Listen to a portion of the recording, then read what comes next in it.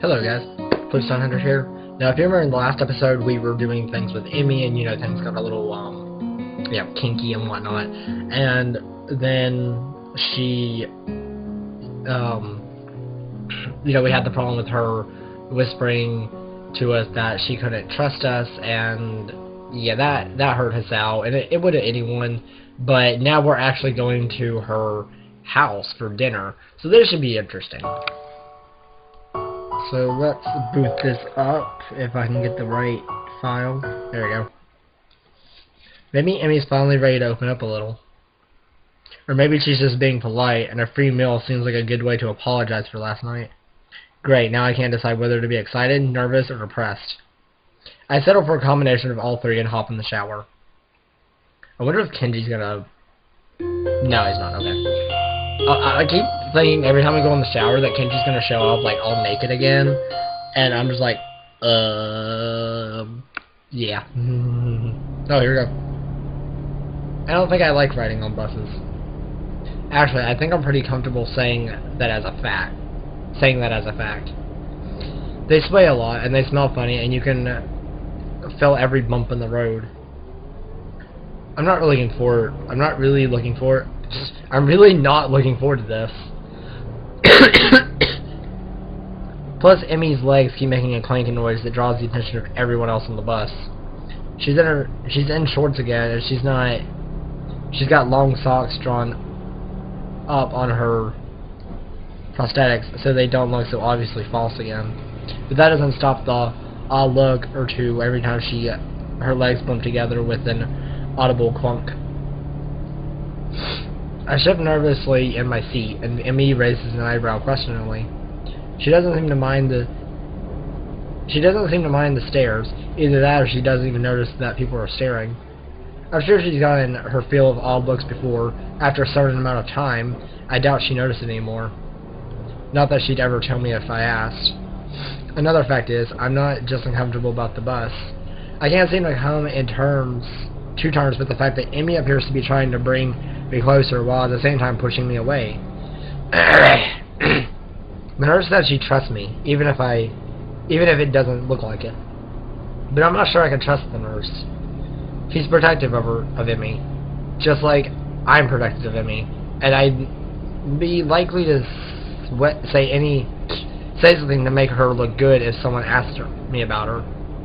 So he might just be doing that. Still, there was something about the way he seemed generally surprised that Emmy invited me along.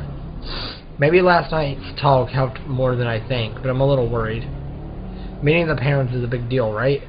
Not that I haven't already met Emmy's mother, but that was just an acquaintance. Now it's going to be as Emmy's boyfriend, with everything that implies. I can feel my heart pounding my chest, an echo of that snow-covered afternoon that feels like it was so long ago that it might as well be another life entirely. Except then, I didn't know what was going on. I also didn't have medication to help prevent things spiraling out of control. I've come a long way in terms of my physical health, and for a second time today, I feel like I'll be able to live normally now, or at least as normally as possible. Now, if only I could manage my relationship as well as I've managed my heart, I'd be in great shape. Well, we're here. Emmy grabs my hand as soon as we step off the bus. She starts heading down the street almost immediately. Come on, we've got a couple blocks until my place. What? Oh, okay. Okay, I'm gonna try to give Emmy a voice, but if I can't, I apologize. Just, I'm sick, so it kinda makes things harder. I follow Emmy down the street, watching her confident stride. She's setting kind of a quick pace for just a walk. I guess she's anxious to get there. So does your mom do this sort of thing often? Nah, not too frequently. Mom's never been much for playing hostess. Oh yeah? Yeah, my dad was always the one pushing her to have people over. The sudden and unprompted reference to her father catches me off guard. Okay guys, so I think I can do that voice pretty easily. It's not that... I mean, it's not like really girlish, but it's more of a high, like a happier tone, or more of a girlish tone than what my normal voice is for a Sal, so I hope it works for you guys. And from the look on Emmy's face, I'm not sure she meant to mention him. I think I've only ever heard her talk about him once. All I remember is that Emmy's mom told me that he wasn't around anymore. Oh? Your mom prefers solitude? Emmy laughs, either from relief that I didn't ask about her father, or from finding my statement actually funny. Not at all. She's why I'm such an outgoing person, you know? She just prefers to be a guest rather than a hostess. It's less stressful that way, or so she says. Clearly she's never had to meet her girlfriend's mother for dinner. Emmy giggles again and speaks in a teasing tone. Nervous, Hassel? You shouldn't be, you know? It's not that big of a deal. Just dinner at my house, that's all. Yeah, but have you ever brought home a boyfriend before? I confess that part of me dreads hearing the answer to this. I know very little of Emmy's past relationships. I don't even know if they were past relationships. No, I guess I haven't. Hey, maybe this really is kind of a big deal after all. Oh good, now I feel twice as nervous. Though to tell the truth, I'm pretty happy to hear that I'm the first one. Maybe we've got something special after all. Bolstered by this new thought, I've managed to calm down considerably by the time Emmy knocks on the front door. Hey, Mom, open up! We're here! The door swings open and Mrs. Ibarazaki stands grinning at her daughter. The grin is still surprisingly similar to Emmy's. I'm never going to get used to that. You know, people normally wait for a few minutes before they start shouting at the door. And most mothers say hello to their daughters instead of scolding them right away. Ah, of course. Welcome home, dear. I've missed you. An affectionate hug later...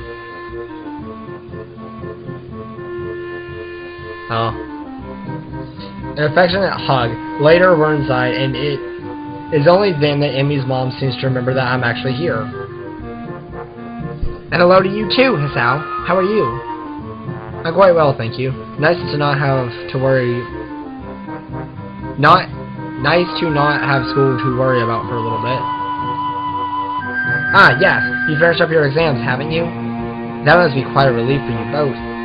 It's certainly a weight off my mind, that's for sure. Sorry guys, drainage. Mine too. I think I slept well for the first time in weeks last night from relief alone.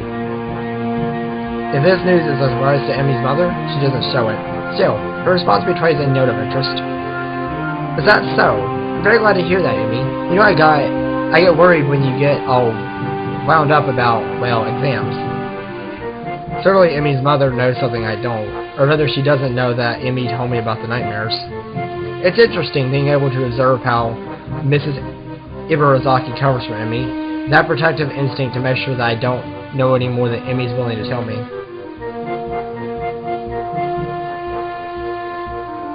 I suppose Emmy's got more in common with quirks than I ever realized. Moves around fast, impossible to understand through direct conversation, yet she also has an effect on everyone she encounters. I wonder if Mrs. Ibarazaki will figure out that I know about the nightmares, or if she's just keeping everything secret from everybody. Yeah, it's not been so as bad this year as it is in the past. That's how helped me stay focused. Okay, I know that's not true. She even cut off contact outside of school hours during exam week. But she did see me during the day, and she told me more than once that the morning run was the only thing she looked forward to during exams, so maybe it's not that much of a lie. Either way, to hear that being around has helped even a little makes me feel a bit better. Emmy's mother raises an eyebrow at this statement. Either she doesn't believe Emmy, or she's as surprised as I am. Well, it appears that it's a good thing you two have become so close. I tell you to take good care of my daughter, Sal, but it looks like you've already done that. You're already doing that. Emmy grins at this and seems to take pride in my having managed to ingratiate myself with her mother so easily. Jeez, I can't read at all. Shit. Actually, I say your daughter's been the one taking care of me. She's gotten me out and running. I've probably been more active since meeting her than I ever was even before. I actually never thought of it that much, nor had I appreciated the humor in it. I wasn't too active before the heart attack. Pickup games of soccer don't really count since they weren't that common. So now that I know for sure that I have a weak heart, now I run every day pushing my luck with the help of my medication. I chuckle quietly, didn't realize that I never finished my sentence. Well, before I had my heart attack, I wound up at school here. It comes out so casually. There was a time that I would have thought twice about talking about what was wrong with me at all. But now it just seems silly to care, especially in the company of Emmy and her mother. If Emmy can be cavalier about her disability, then so can I. I think back to the track meet where Emmy declared herself the fastest thing on no legs. The fact of her obvious loss has never seemed to bother her, at least not in public.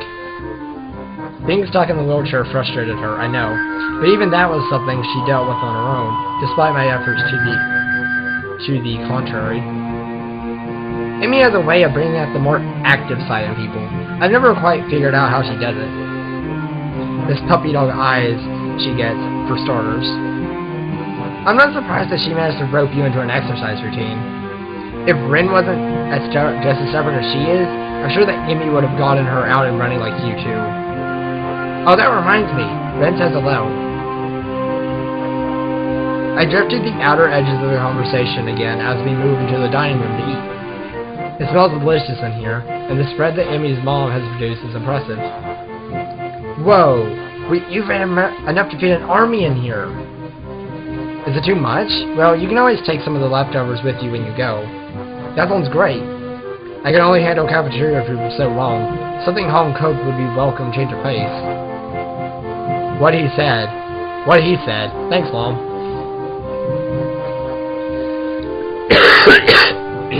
Okay. I hope that helps. That one cough, I hope it helps. Probably not. The food tastes as good as it smells, and there's a lull? Yeah, there's a lull in the conversation while we all dig in. Emmy salts her plate with the usual amount of gusto, and I will admit that I set a pretty fast pace myself.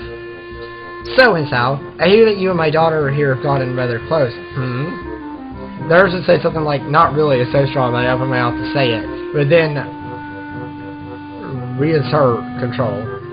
We are close. There's no getting around it. I mean, Emmy brought me here, hasn't she? Fortunately, both Emmy and her mother seem to take my reaction as a sign that I'm caught off guard rather than considering saying something cruel. I suppose we have. I blame the morning runs myself. You make it sound like a bad thing, Hisao. Well, I, for one, found it a relief. Why's that? Emmy's always been a popular girl, but never made many close friends. This is a bit of news to me. I've always seen Emmy chatting with her classmates in hallways. And certainly the whole track team seems to love her, but it is true that she chooses to isolate herself during lunch with Rin and me. Not exactly the sort of behavior one expects from a popular girl, after all. Then again, I've experienced more her unwillingness to get close firsthand, so I can't say I'm that surprised. I was beginning to have my doubts. Emmy rolls her eyes to the ceiling and grumbles something I can't quite make out. Huh? What? What's that you just said? Nothing. Mrs. Ibarazaki chokes on her drink with laughter. You've been hanging out with that nurse too long, Emmy. I'm going to talk to him about corrupting my daughter. Somehow, I don't think that would be very effective. I learned most of it from you anyway, not the nurse. Don't listen to her, Sal. She's a born liar. Yeah, right. Oh, I don't know, Emmy. I think your mother has a point. What? You traitor! You're supposed to take my side in this. Yeah, but you did lie about your leg after the meet. Ow. Oh, she just got kicked. He just got kicked. The kick in the shins from an unmistakably plastic foot cuts me off, but not before Mrs. Ibarazaki's eyebrows shoot upwards. What about your leg? It wasn't a big deal, that's all. I was just, in a wheelchair for a bit. The last few mumbled words are quickly deciphered by Amy's mother. I suspect she has experience with this sort of thing, and a worried frown appears on her face. So that's why he kept dodging my calls. Oh, Emmy, I know how much you hate being in a wheelchair. No wonder you've been in such a mood lately. Yeah, she's much happier on her feet, so to speak. Well, of course. She spent enough time in a wheelchair just after the accident. She didn't get prosthetics immediately? No, she had to finish healing up before they let her start that sort of therapy. You've got to go through to adjust to those things. Especially since she wanted to run on them. I had no idea. Yeah, it sucked. Oh, did you see Ren's mortal at the festival? Emmy's sudden change of topic makes me realize belatedly that she's been fidgeting the whole time her mother and I have been talking. I should have figured on her being a little skittish when it comes to talking about the accident, even around her mother. No, I didn't make it out to the festival, remember? Although I caught a glimpse of it at your track meet, it seemed pretty weird to me. I think that's more or less what she was going for. She talked a lot about it being dreamlike, or trying to make it dreamlike. Ren's art is one of those things I don't think I'll ever understand. That's not surprising. I don't think Ren expects to be understood. She told me once that art allows people to understand stuff that they wouldn't understand otherwise. But all the same, she doesn't think it actually works that way. I'm surprised that Emmy talked about this with Ren extensively enough to actually have Ren's opinion, such as it is. Although I expect that Ren could not, if she were so inclined, say the same thing about Emmy's. Unless, of course, Emmy is purposely keeping me in the dark about everything, which is likely, but unpleasant to think about. I drift down the unpleasant train of thought for a while, losing track of the conversation. Hey Emmy, I've been meaning to ask. Huh? Are you going to visit your father this year? Ooh. This has to do with the accident. He had to die. He had to have. From the way she says it, you think Emmy's mother was talking about the weather. From the way Emmy reacts, it's clearly not the weather they're talking about. She flinches, a slight jerk of the head backwards, as if she's been slapped in the face. Can we talk about this later? Her voice sounds brittle, strained. It looks as if she's been severely shaken by the question. It seems that Mrs. Irizaki misjudged just how close Emmy and I are. Some things, it seems, are best not conversed about with me around. Her father is one of those things. The accident that took her legs is probably another one of those things.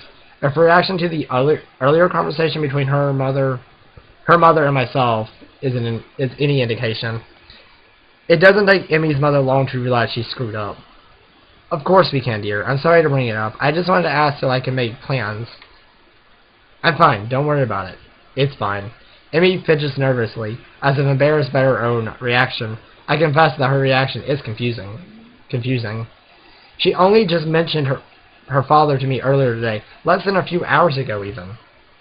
Why does a simple question about when she'll visit her father cause such a strong reaction? Unless whatever serenity she claimed to have reached by means of our talk the previous evening has suddenly evaporated. Or it didn't help as much as she thought, or claimed. I'll be right back. Gotta visit the little girl's room. Emmy gets up suddenly and leaves the table, leaving me and Mrs. Ibarazaki alone. I'm a little conflicted. Should I go after her, or should I stay here? It's obvious that Emmy's departure was not based on this call of nature. Something's bothering her, and I have to know what it is. How do I go about it? Oh shit. Oh shit, seriously? Okay, I'm gonna save here. This could go bad for me, like really bad. What do I do? Part of me really wants to go talk to her, and then part of me wants to talk to her mom, be like, hey, what's going on? Oh my god. I'm so, like, I'm stressed because I don't want to do the wrong thing.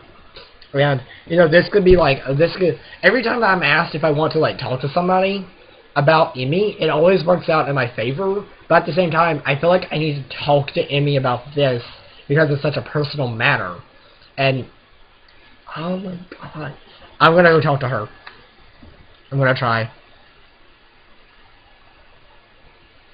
The only way to find out is to go to the source, and the source is currently pretending that she has to use the toilet. I excused myself politely from the table, and head that way, only to catch sight of Emily not in the bathroom, but in the kitchen just next to the living room.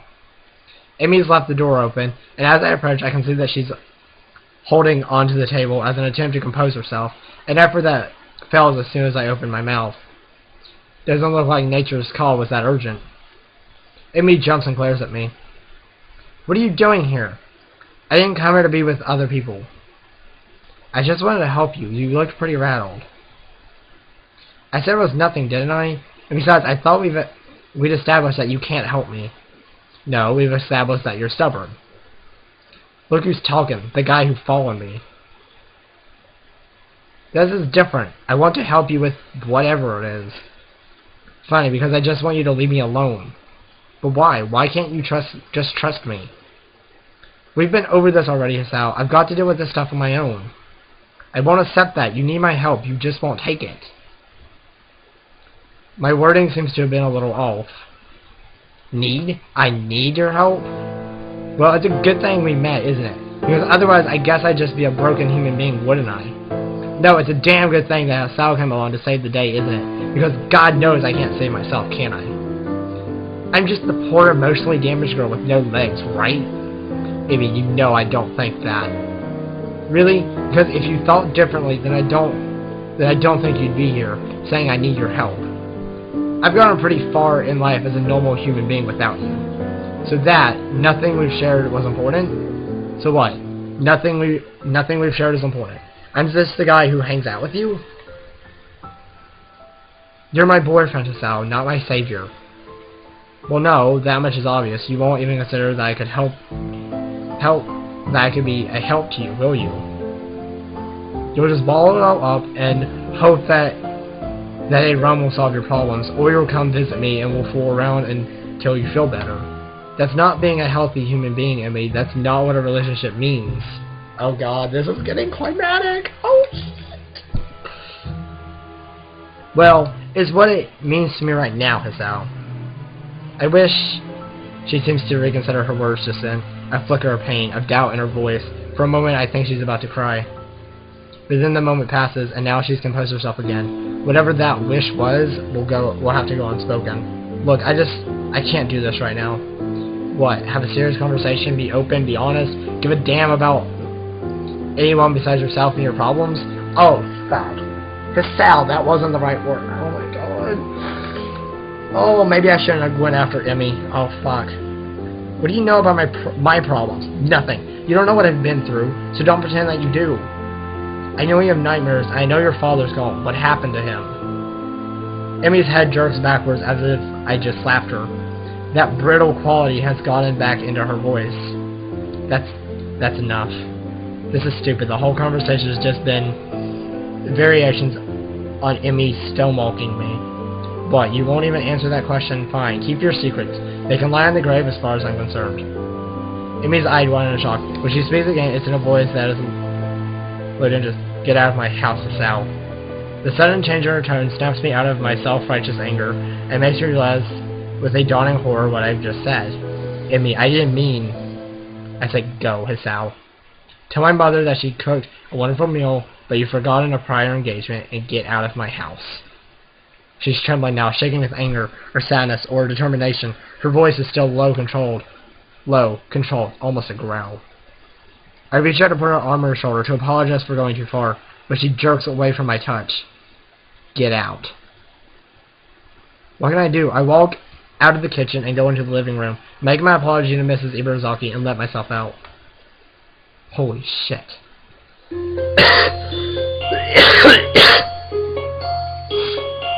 Oh, I feel like I just did a very bad thing.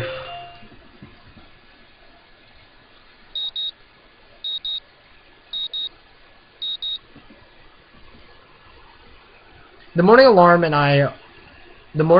sounds and I roll over, switching it off. My eyes open blurrily to stare at the ceiling. Because I'm gonna save, but I'm gonna save in this spot. Because I may actually go back and do that other one later. Because I kind of want to see what would happen if I talk to the mother. But I want to not do it right now.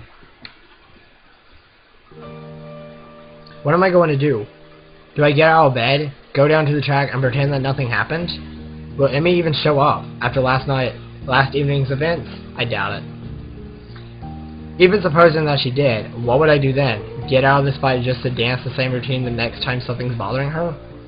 I know that I spoke hastily last evening, especially trying to use her father as leverage. But was anything I said really off the mark? She won't let me in, ever, and she'll be forced to suffer alone. Nothing I do, nothing I say is going to change that. She won't change, and she's already decided to keep me at arm's length.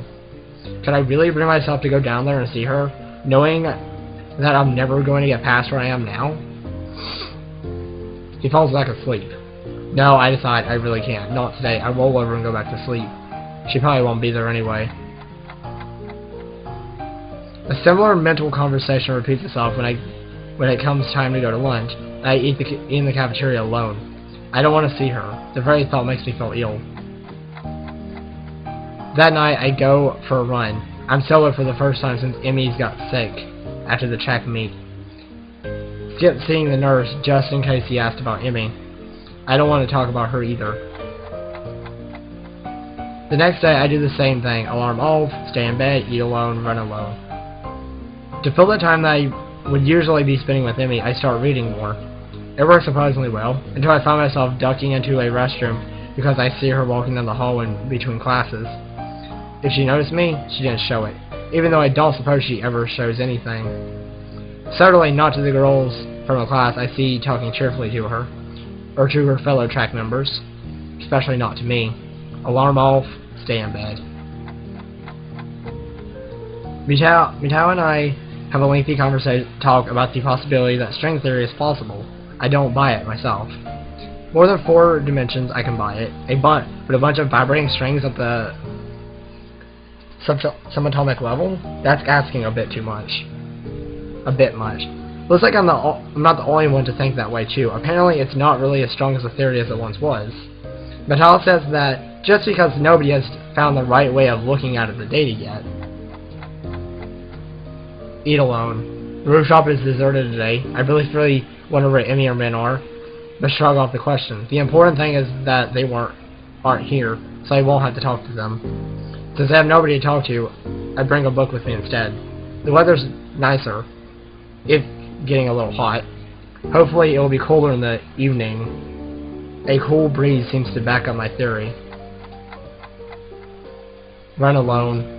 It is, in fact, cooler on the track. No sign of Emmy, which is exactly the sort of thing I'm going for. I stretch out and start my usual run, trying hard to ignore the lack of running partner in front of me. Finding my thoughts drifting damnably to that girlish laugh, incorrigible grin. Okay, if I butcher that word, I'm so sorry. Those wide and friendly eyes, her incredibly toned body. I increase the pace to clear my head, chew up the distance between me and the turn, find the speed that makes me think only of my legs and how much they burn. I glance at my watch as I round the final turn, noting that my time's gone faster. My heart seems a little swirly tonight, so I give myself a few extra cooldown laps just to be safe. No reason to bring this to the nurse's attention. I'll be fine. A rather Emmy-ish thought to have, I'll admit. I have to hope that eventually I'll stop thinking about her so much. I finished another book before going to bed that night. I'll have to stop at the library tomorrow. Oh, I hate this. I want them together. I don't know why I keep the early alarm on anymore, but it wakes me up to the next morning just the same. I still turn it off and go back to sleep. That afternoon, as I get ready to head to the cafeteria for another solo lunch, I've got a new book about a couple of common in ancient Persia that I'm pretty excited about reading. I am suddenly cornered by Misha and... I guess just Misha. Off to eat alone again, Hichan? We've noticed, you know... We? Hichan and I noticed that you've been spending more time alone. She wanted me to find out why, so I told her I'd ask you. I'm surprised she didn't ask me herself. She would have, but she wanted to get a head start on some paperwork. There's a lot of it since we're coming at the end of the term, you know. Why is the sudden interest in my well-being anyway? Shichon said, it is the duty of the student council to keep track of the emotional health of its students, to allow a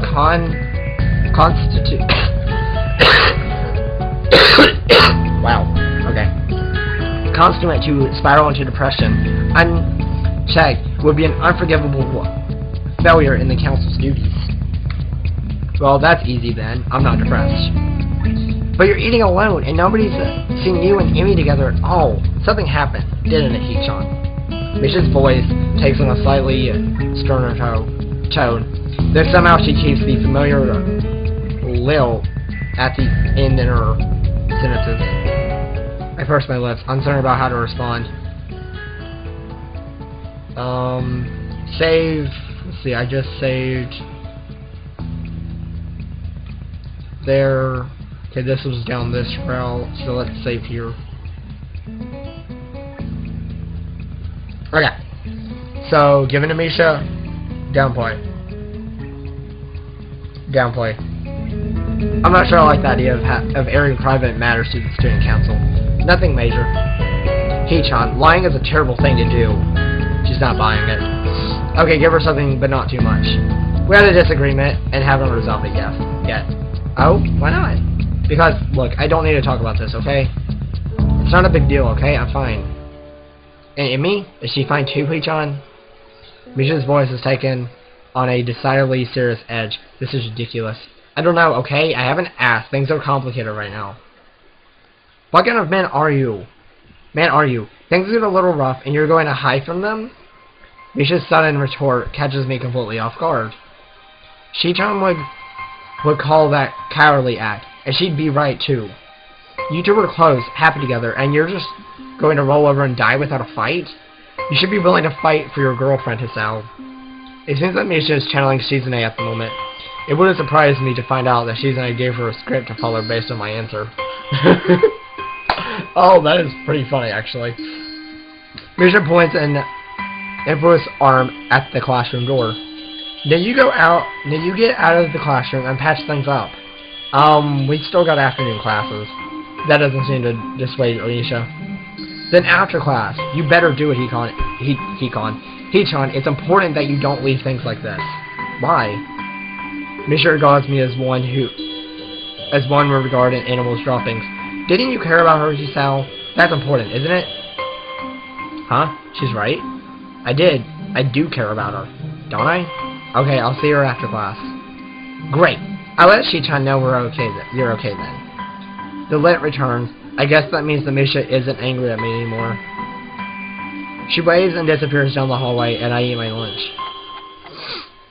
While afternoon classes draw to a close, I prepare myself for the task ahead. I have to see Emmy. Misha was at least correct about that. Leaving the question of Emmy and me an open issue won't work. At the very least, I need to apologize for what I said. I'm considering going to her room to find her, but she's probably still on the track.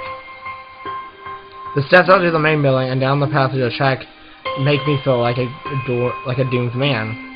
I have a twisting, horrible feeling in my gut that this is all going to go horribly wrong. That I'm not going to accomplish anything, except for maybe dragging the final nail in the coffin of whatever it was Emmy and I had. There she is, just as expected, running laps around the track after everyone else has gone to a shower and dinner. I don't wave or even make my presence known. I just sit down on the bleachers and watch her run her laps.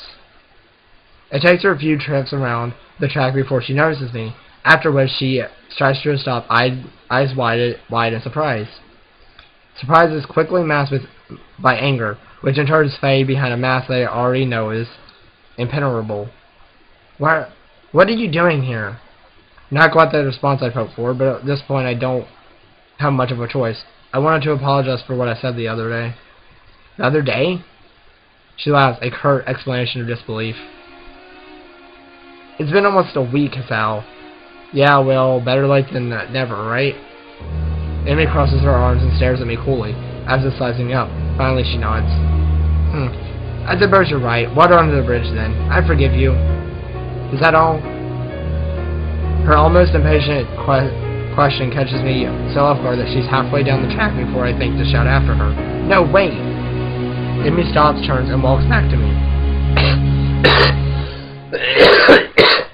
Sorry, guys. And walks back to me, breathing a little heavier and looking annoyed at my interruption. What? Okay, I need to make this right. Somehow, I have to know where I stand. Maybe patch things up. Can you at least sit down? I think we're okay talking here. Fine, sure, look, about us. I pause, trying to think of a good way to phrase what I'm about to say. But before I can launch into an impassioned plea for giving me another chance, Amy's already spoken. There's no more us, Sal. Oh shit. Why not? We're just not right for each other. She delivers this outrageous statement without even looking me in the eyes. I don't believe you. We're great with one another.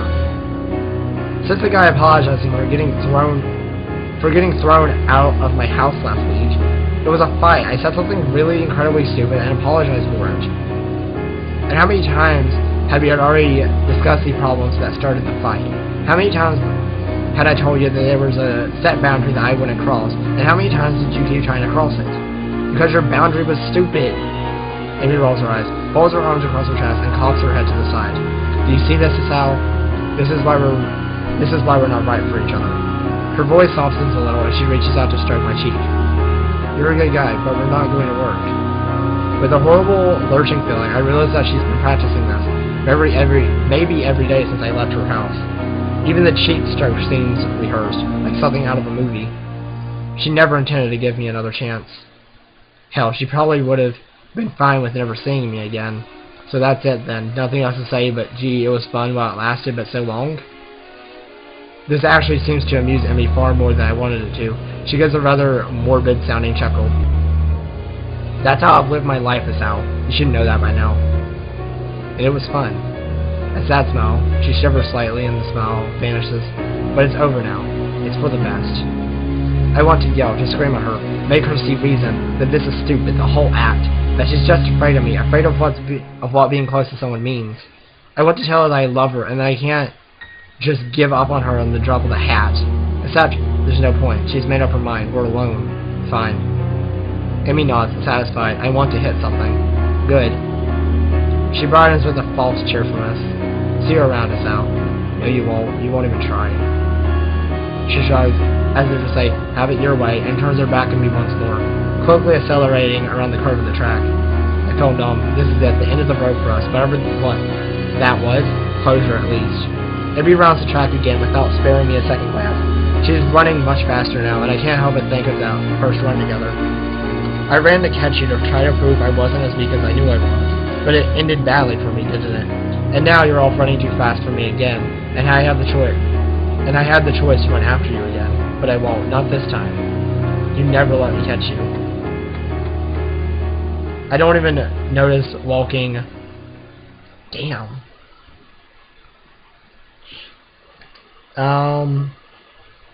Okay, I'm gonna save in this spot because I want to keep. Okay, guys, I really want to keep the save file with her mother because I can, I can go back and change everything that's happened, or I can go back and I can change everything with Misha. I can change everything with Misha, and tell Misha about it. And now I can, I can just go on with the story, which is what I'm gonna do. But I want to, revisit those scenarios, and I will in the future. And I don't know when in the future, but I will, because there are actually different play or different paths for the girls. Like Emmy, there's Emmy, Misha, Season A, Lily, and Hanako. Or I hope it's Hanako. But I mean, I hope that's her name. But those are the 5 like different paths you can take as far as romantic sense. So I'm really I want to. I'll probably end up with a lot of save files, but that's okay with me. I don't even notice walking away from the track, or walking into my room, or pulling a book out of my bag to read. Just before bed, I reset my alarm. Emmy and I have had our final encounter. We don't speak again after that.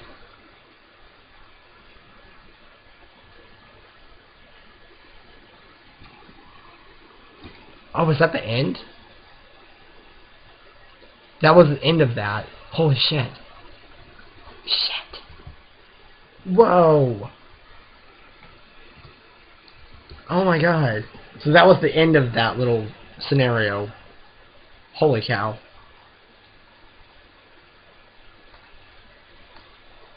I really want to like get through the credits so I can see if like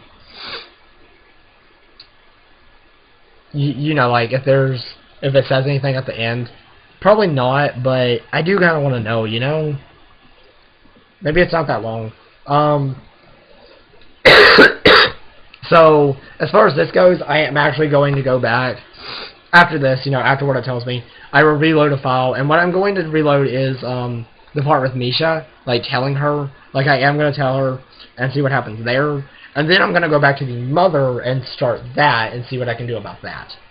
Hopefully I can, divert the situation and go somewhere else.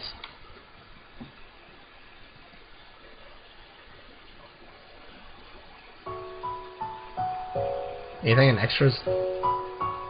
Gallery, library, return, cinema? Nope. Okay. So, anyway, since I didn't do anything for me there, I am going to go here. And I'm going to give in and let Misha know. Well, I suppose someone else knowing about my problem can't hurt. Heck, maybe Misha can even offer some advice. We had a fight at her house. I keep trying to get close to her, and she won't let me get close, and I said something stupid, and she threw me out. Have you talked to her since then? Misha looks generally concerned. I'm surprised, as I'd almost expected her to drop the subject after finding out what the trouble was. Even more surprising is how quickly I found myself spilling my guts to her. No, I haven't. I just can't bring myself to face her after that. I made a complete fool of myself, as she probably hates me now anyway, especially since I haven't seen her since then. You're pretty slow, Hichan. This doesn't sound like advice. Huh? Misha places her hands on her hips and launches into a speech that could sound more plausible coming from Shizune. The solution is your problem is simple. You have to go and apologize to her. Leaving things like this will just make things worse. You can't know that she hates you now unless she tells you. Otherwise, there's no evidence that what you fear is true. If you really care about her, shouldn't you be worried about her, about how she's taking all this? With a sudden start, I realized that she's right. I've been waking up to an early alarm because part of me wants to meet Emmy at the track for our runs. I've kept running because I know that Emmy would worry about me if I didn't stay healthy. When I went on the roof yesterday, I was half hoping that she would be up there, and felt disappointed when she wasn't. I'm an idiot. Kinda, Hichan. So, go and apologize to her as soon as you can, okay? I open my mouth to say that I'll do it right away, but the lunch bell rings and I realize that I still have afternoon classes to attend. First thing after class is over, I'll go see her, I promise. And, thanks for the advice, I guess. Misha beams at me as if, I were a child that had just learned his ABCs. Good, I'll let Hichan know that you're okay now. Or, yeah, you do that. With a wave, and completely disregarding the fact that people are starting to trickle back into the classroom, as opposed to out of it, Misha departs the classroom. I suppose she and Susan have student council business again. Okay, so this time, while the afternoon wears on, I find myself impatient for lessons to end. I need to see Emmy now. I have to try and set things right. Even if Emmy hates me now, I have to at least apologize. I owe her that much. Should I meet her in a room? No, I decided I should delay things to it would delay things too much. If I know EMI, then I can find her on the track. Still, I have no idea what I'm going to say when I get there, but I take comfort in knowing that EMI probably wouldn't have a plan for something like this either. Play it by ear. Stop being nervous and just get to the track. Figure the rest out when you get there. When I get there.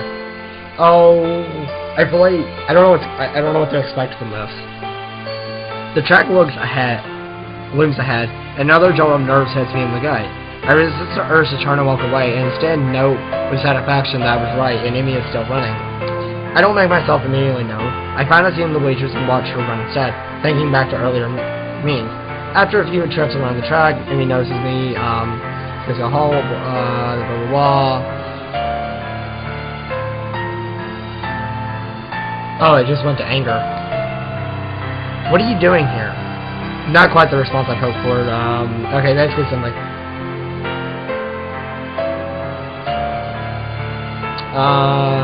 Okay, the reason I'm not talking is I'm just, you know, this is what we just went over.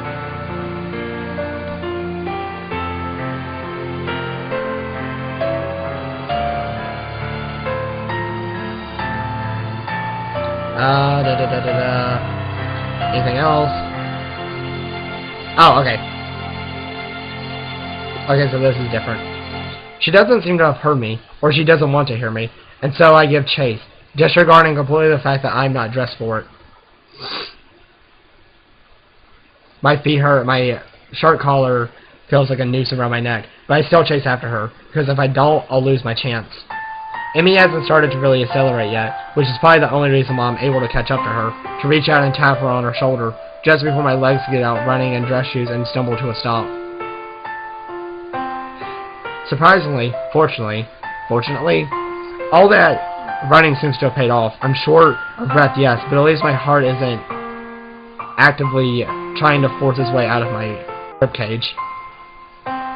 My touch on her shoulder stopped EMI, and while there is a flash of concern when she sees me catching my breath, it seems that she has a good idea of what I'm capable of too. The concern is short-lived. What? She seems so irritated by my being still there that I almost lose my nerve, but I've lost my nerve enough. I need to explain myself why I can't just let the matter rest. EMI folds her arms and bounces one blade on the ground in an approximation of tapping her foot impatiently. Angry as she is, and as nervous as I am, she still looks beautiful. Okay, it's out. Explain. Thing is, I know you're really sensitive about the accident and about your dad.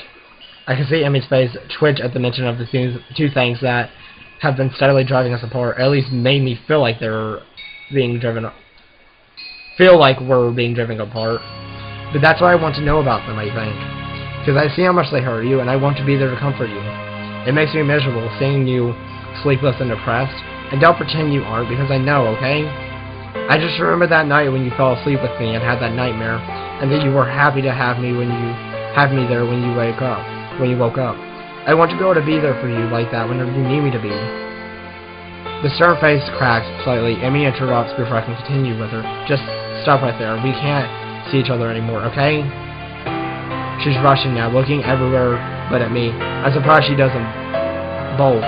She knows I can't catch her. We're not right for one another. That's not true, and you know it.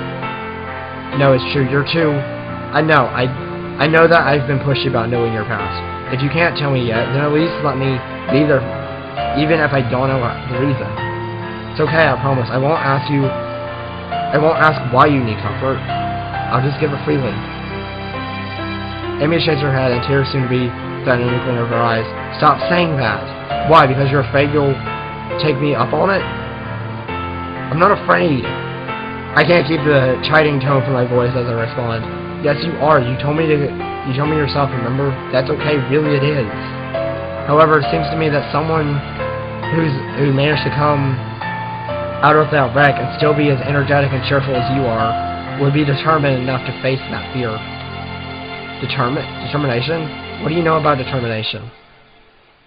I know that there's a girl so determined to take care of a total stranger that she steals food at a... Aww. Okay. I know that there's a girl so determined to take care of a total stranger that she steals food at the festival.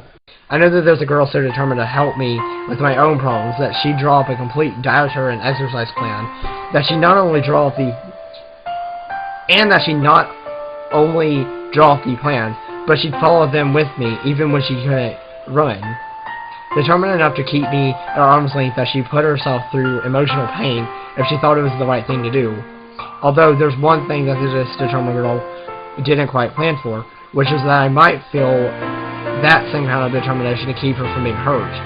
I fell in love with you, and I refuse to let that be thrown away because you're afraid of losing me.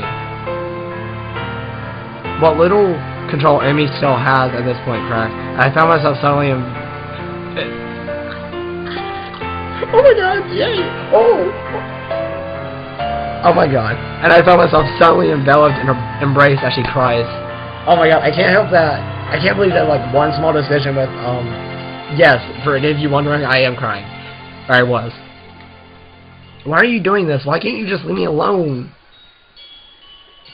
I held her close and planted a kiss on the top of her head. I'm sorry, Emmy. You helped me when I first arrived, so now I have to help you. It's only fair.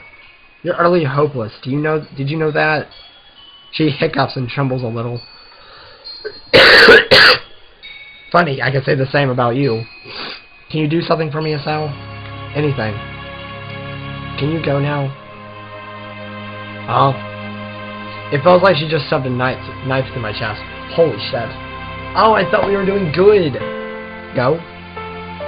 I need to think, okay? I can't just tell you everything yet. I'm still scared, and when you're around, I can't think clearly. But do me another favor. What's that? Show up for a morning run tomorrow? I smile, feeling better than I have all week.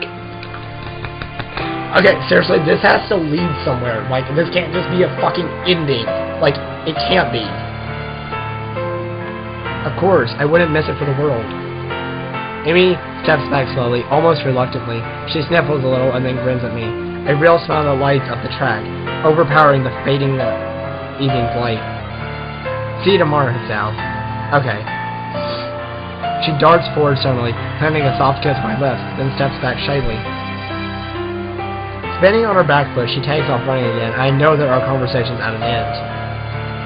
My lips tingle with the warmth of that brief kiss and the memories of other longer kisses. I walk back to my room with a spring in my step. Tomorrow when my alarm goes off, I'll get up.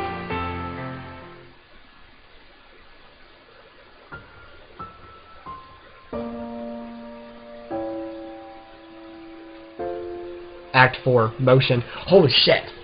So I just got a bad, I guess it would be qualified as a bad ending. Holy shit.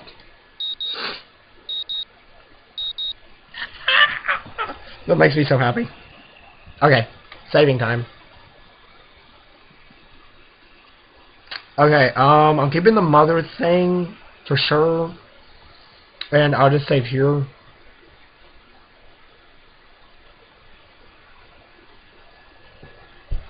The morning sun is bright through my open window, and the sound of my alarm quickly has me up and about.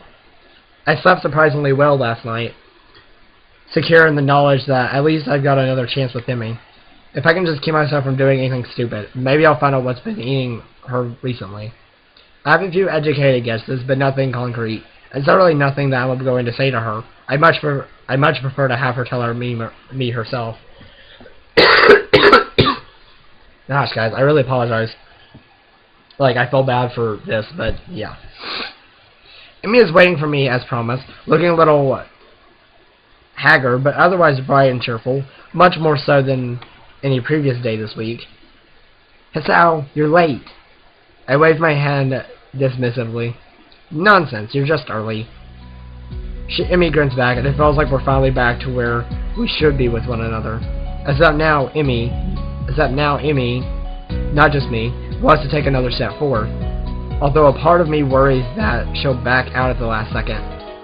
Hurry up and stretch this out. I don't want to miss the bus. The bus? Yeah, the bus. I want to show you something, and I don't want to be late. Her dad's grave. Oh, okay. I try not to grin too wide. I'm happy beyond words that Emmy wants to hang out after the one after all. But her promise in showing me something has me more intrigued. Is this what she had to think about? I wonder just what she's planning to do. I quickly go through my warm-up routine, while EMI bounces impatiently from one foot to the other. She really does seem to want to get moving as soon as possible. The run is over as quickly as I can barely believe that I haven't fallen over dead afterwards. EMI set a blistering pace, and I, in my foolishness, kept up with her. Well, until the last few laps, I had to slow down just in case, but I don't mind, and EMI's waiting patiently when I finish, as patiently as she can wait anyway. Finish? Good, come on. Grabbing my arm, she practically rushes me down to the nurse's office. You seem to be in a hurry, EMI. Trying to catch the early bus? Yeah, I told Mom I'd be back for lunch. Well, I'll take care of you first then. But Sal's gonna come with me too. The nurse raises a single eyebrow at this statement and peers to the two of us searchingly. Really? Today, huh? EMI's response is a nod, followed by a surprisingly shy grin. Well then, we'll make this quick. EMI enters the nurse's office. That never happened. EMI enters the nurse's office, and I patiently wait outside for her to be finished, wondering just why the nurse seemed to be surprised by EMI's declaration. I feel like I'm missing out on some joke with the significance of today, beyond the fact that it's clearly significant in some way, of course. Okay, guys, so I am... And I'm not ending the episode here. I'm just moving because I can't handle being in that position. Okay.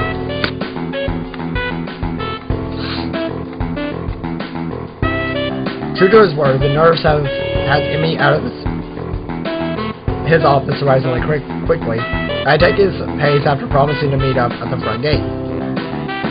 I take her place.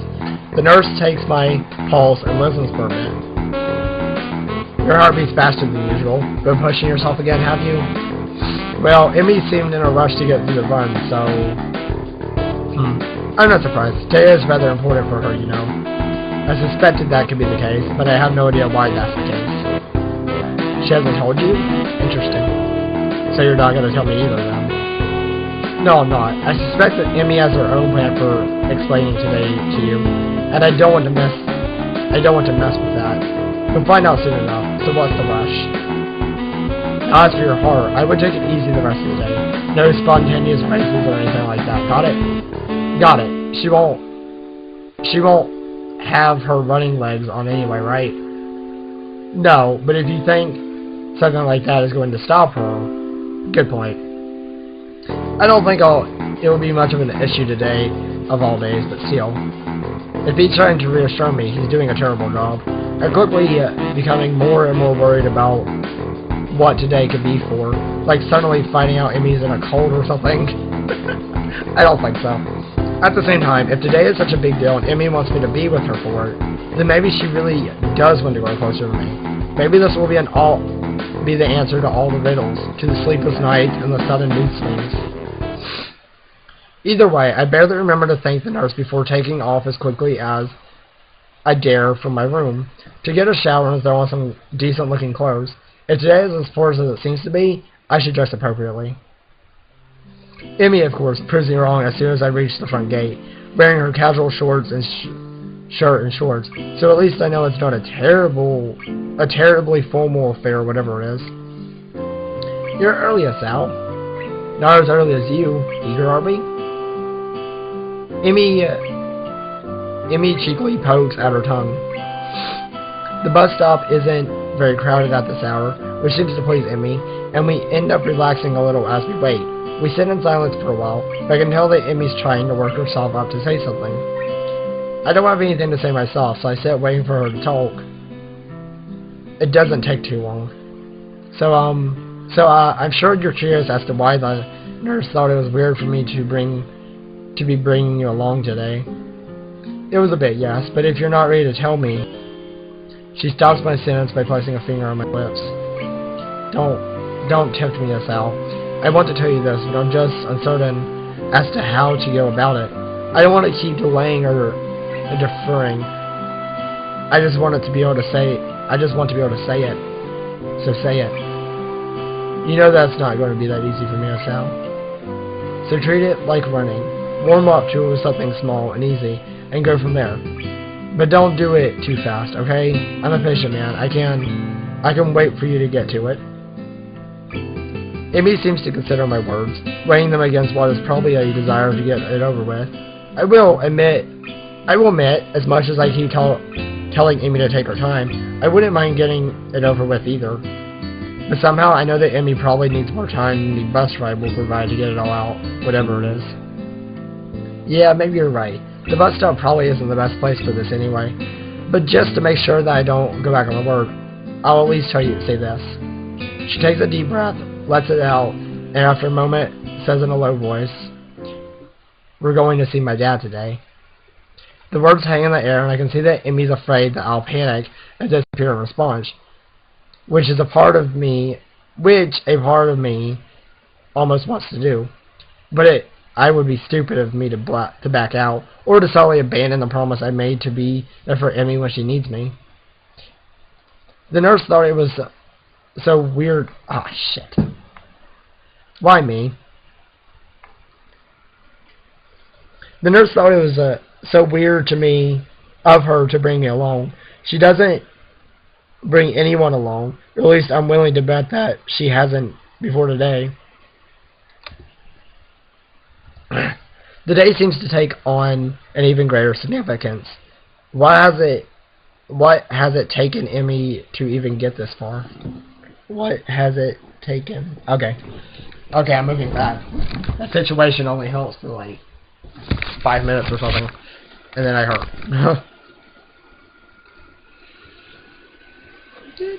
Ah. And why is that the best I can manage as a response? Yeah. I don't know what to say. What I should say. Nothing. I think. Just promise that you're going to come with me. Of course. You know I will.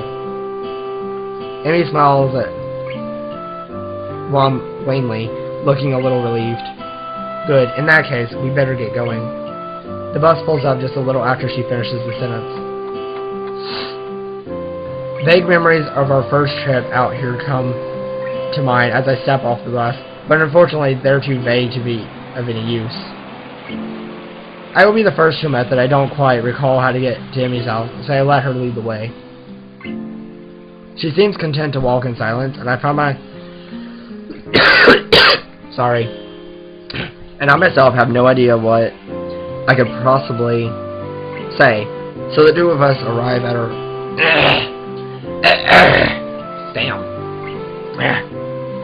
So the two of us arrive at her house, having said nothing since getting off the bus. Emmy's mother opens the door and doesn't seem surprised to see me standing next to her daughter. I expect that Emmy would have phoned ahead to let her mother know of the change in plans. Emmy, it's Sal. You're just in time. Lunch is just about ready. Great. I was afraid we might be running late. As fast as you were going this morning, I doubt there was much of a chance of that. I certainly hope she wasn't too much of a bother, Sal. She tends to get a little paranoid about being on time when food's involved. I hadn't noticed. This earns me a swat on the arm from Emmy, who, despite the serious nature of our conversation on the bus, and the almost brooding quiet walk, has quickly become cheerful again. Probably to keep her mother from worrying about whatever it is Emmy plans to tell me later. Mrs. Ibarazaki ushers us in, and in short order, we're around the table devouring lunch. I hadn't realized how hungry I was until I got here, but for once I seem to be eating almost as much as Emmy. Goodness, it's a good thing I made so much. The two of you are acting like you haven't eaten in days. I skipped breakfast this morning. Me too. Had to catch the bus, I assume. That, and I figured you'd make too much food, so it wouldn't matter if I skipped breakfast. Well, it's good to know that I'm predictable. I'm trying to do their voices. I hope it works. Emmy nods enthusiastically, and conversation follows over again as we very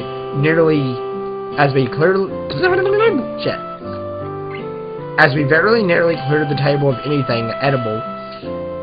It is a testament to the sheer amount of food on offer that we don't finished everything. I lean back in my chair with a sigh and thank Mrs. Ibarozaki for the food. I'm glad you liked it, Sal. Now, has Emi told me where we're going? Yeah, sort of. Is it far from here? Not really, but we'll drive there to save time. It closes kind of early. I nod in assent and stand up, ready to go. Well then, shall we? Mrs. Ibarozaki nods and leaves the room to grab her keys. Emi, I notice, has started to fidget nervously. Second thoughts? Emi smiles tightly at me and shrugs. She's fallen silent again, which probably means that I'm right, as she's starting to regret bringing me along. Not that I blame her. She's alone. She's done such a great job of shutting me out that I doubt it's easy to suddenly open up. Honestly, I'm worried that she's forcing it. But she said while waiting for the bus that I'm not supposed to give her a chance to black out. And since I promised to go with her anyway, I suppose there's not much of a choice. I can't go back on my promise, and she can't go back on hers. I just hope that both of us are up to it. We're off. Emi's mother blows through the dining room, collects the two of us, and heads out of the door in a brisk pace. Now I know where her daughter gets it from. Sorry. Oh, yeah, this is what I thought. The car pulls up to a cemetery gates, and I feel Emi tense up beside me. I reach over and give her hand a comforting squeeze, which causes her to relax a little. I think I said squeege. I meant squeeze. Emi's mother doesn't follow us, explaining that she prefers to visit the grave alone. Emi steps to the gates and looks back, as if to make sure I'm still there. We step into the cemetery. I don't feel comfortable in cemeteries. Gravestones litter the ground, each one serving as a reminder that someone used to be alive and is no longer. How many died young? How many were as old as I am now? When do I wind up with a marker of my own? How much longer do I have left? The concept of not waking up, not seeing Emi anymore, is not a happy one. It frightens me, and I very nearly turn around and exit right then and there. I don't want to go among dead people. I don't want to see their stones and think about who they were or what they could have been if they'd only had more time. Then I look at the girl next to me, and my resolve returns. Emi striding purposely down the path, eyes clear, setting a pace that's very nearly a jog. The sooner we get there, I suspect she thinks, the better. We're here. Her dad's grave. I knew it! A gravestone. Holy I can't read Japanese, so, yeah. I wish I could. Wholly unremarkable in everything except for the name etched above it. The grass has grown up around the base. Emi's eyes are riveted to the stone. After a few moments, she turns around, looking surprisingly calm, yet solemn. Pink's not actually my favorite color, you know. Or what? I'm warming up to it. Ah. People tend to think that pink's my favorite color. I think it's because I like strawberries. Even though those are red, they just assume that pink's the right color for strawberry. And that is my favorite color. And that it's my favorite color, but it's not. I'm too polite to tell anyone otherwise, of course, and it's not the kind of thing worth getting worried about. But I'll bet even you thought pink was my favorite color. Blue, that's my favorite color. My mom and dad are the only two who know that. And now you do too. Thanks for telling me, I think. You're welcome. There's a pause as she considers what to say next, drawing a quick breath. I can't carry a tune to save my life. I can hum, but actually singing a song is something I've never been able to do. I don't mind because I'm not a fan of karaoke anyway. Well, that's one potential date idea out the window. People all think that I'm really a popular and friendly person, but I only have a few close friends. Probably because I keep everyone in the dark, but I think that's also because I hate the idea of losing a close friend. There aren't many people worth the risk. I'm terrible at saying goodbye. I sometimes think that I only run because it's what I used to do with my father. You're not my first boyfriend. I dated a guy for a long while during my second year at Yamaku, but in the end, we broke up, because I didn't want to get any closer to him. He couldn't live with that distance between us. Her rate of speaking increases slightly, as if she's rushing toward a finish line. I I'm actually 1 year older than you. Everybody thinks I'm younger because I'm short, but I had to skip 1 school year because of my accident. They initially thought I was paralyzed when they pulled me out of the wreckage. I lost my legs already, but they were afraid that I wouldn't be able to use what was left of them. After surgery, it was clear that their initial assessment was mistaken. I couldn't feel my legs because of shock, short-term paralysis due to the other trauma I had experienced. My recovery was one of the fastest they'd ever seen, or so they told me. I never found out if they were serious about that, or if they told that to all the patients learning to walk again. She pauses, gathering herself up for one last effort. 8 years ago today, I lost my legs. I lost my father as well. He died on the way to the hospital. I didn't even get to go to the gravestone until 2 months later, and couldn't attend his funeral. I'm so sorry. Don't be. That's what everyone else always says, that they're sorry. I hate hearing that. Like anyone could have done anything to change what happened. You know the best piece of advice I got? The things happen. I don't even remember who said it, but I think they didn't have anything better to say. But it's true, you know? These things happen, and there's nothing you can do about it. They aren't necessarily planned, and they aren't always bad, and they aren't always good, but they are. So I made the decision that I would live without worrying about the future, and to be sure that I never had to say goodbye again, I decided I wouldn't let people get close to me anymore. After all, they could be taken away at any time, and you know what? She laughs a little bitterly. Her eyes start to well up and with tears. I step forward to embrace her, but she holds up a hand to stop me. I'm not finished. A deep breath, and she continues. It worked pretty well, until I met you and saw that you were trying to adjust to stuff here, so I thought I'd help, and then you were so nice and I couldn't help it. I just... Oh.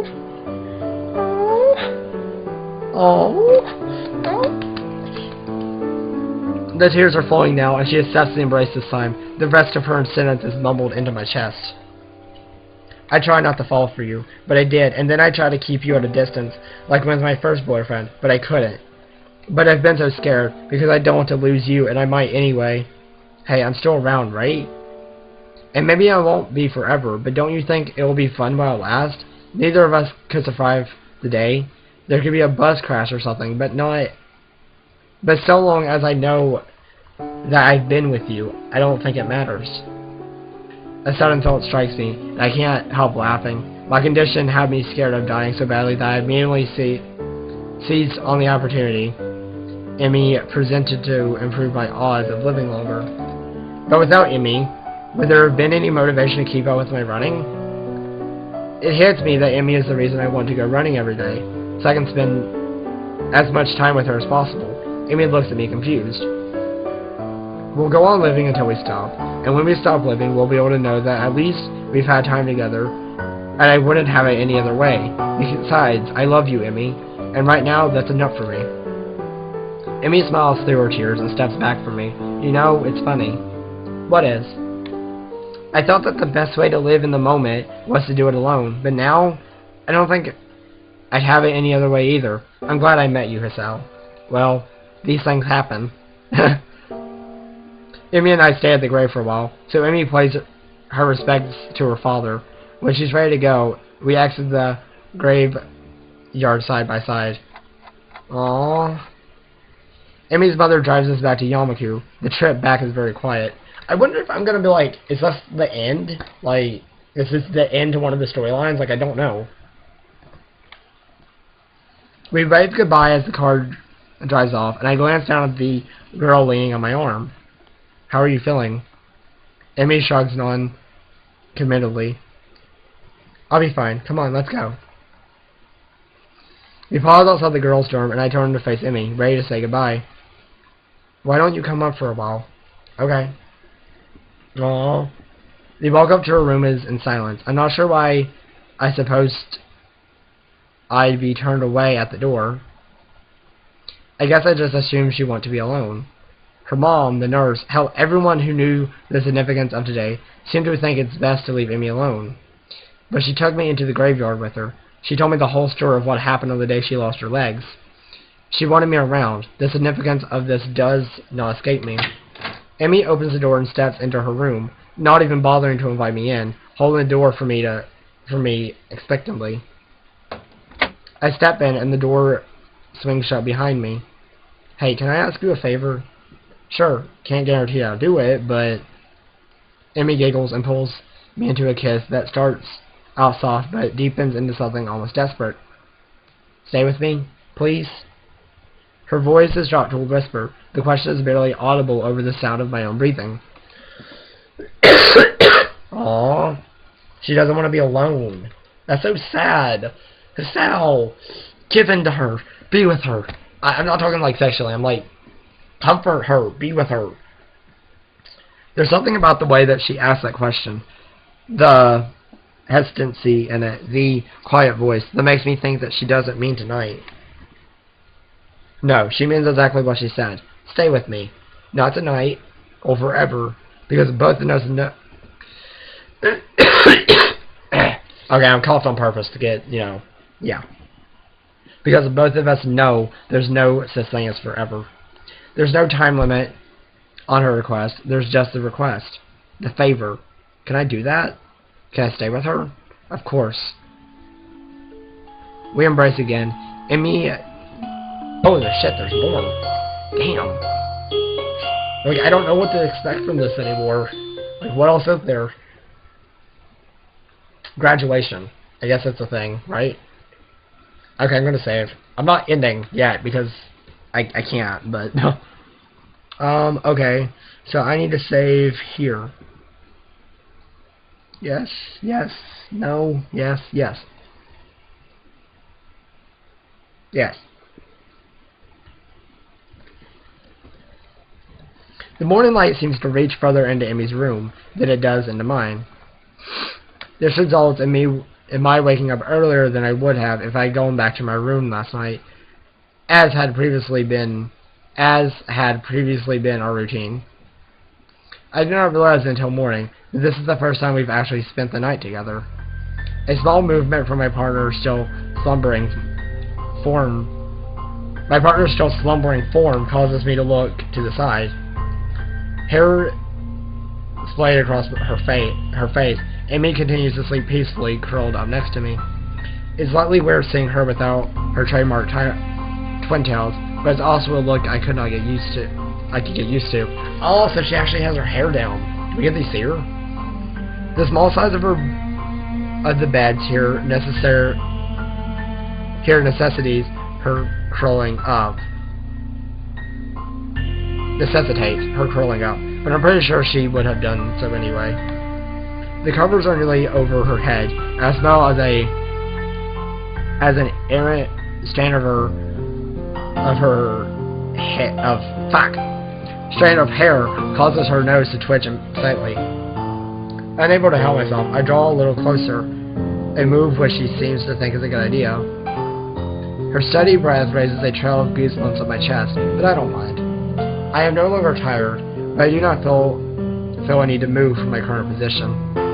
Emmy's warm body, in response against mine, is far too comfortable to move. I gaze up at the ceiling and wonder how it is that we got to this point. We've been close for a while, but not this close. It seems like only yesterday that she ran into me in the hallway, and after apologizing, decided to take an interest in my well-being. But that grew into something else, which I at least was not expecting. One thing is for certain, having found Emmy, I will try as hard as I can not to lose her. My morning's musing is interrupted by further movement from Emmy. Her eyes flutter open, and she seems briefly confused by my presence in her bed, as well as her current state of dress, which is non-existent.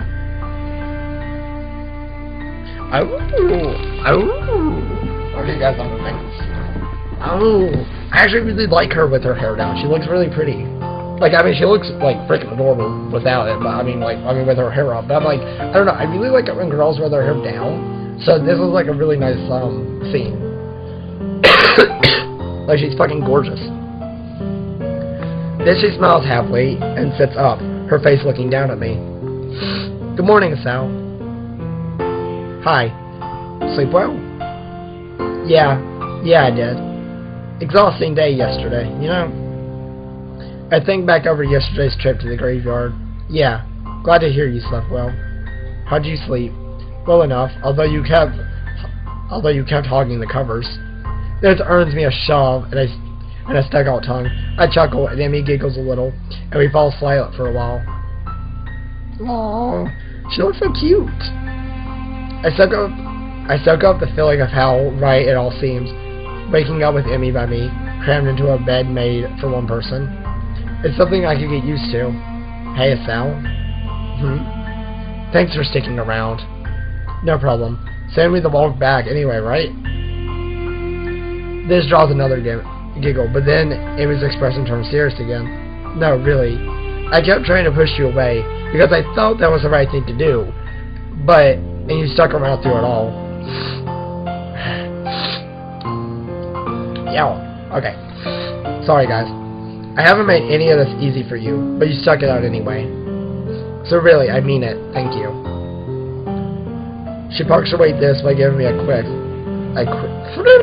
giving me a kiss, pulling back and looking at me with an expression of affection. I reach up and ruffle her hair, smiling all the while. I'm stupidly lucky, I think, to have come through everything after my heart attack, and to somehow have found this girl is nothing short of a miracle. You're very welcome, Emmy.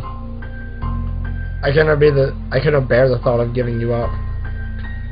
I'll even continue to stick around if you want. I'd like that. That settles it then. I don't know how long my heart will keep working. I don't even really know what I'll do after this year's over, apart from going through university.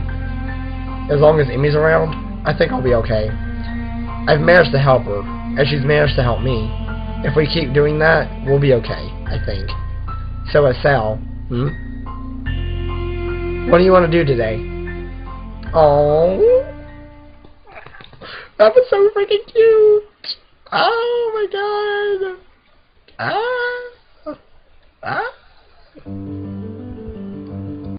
Okay, can I? Oh, I can just skip. Okay. So, since I got that, I'm gonna go back here and go through that.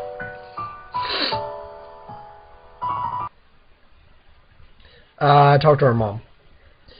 There's an awkward silence at the table for a while after Emmy dashes off. I can't think of anything to say.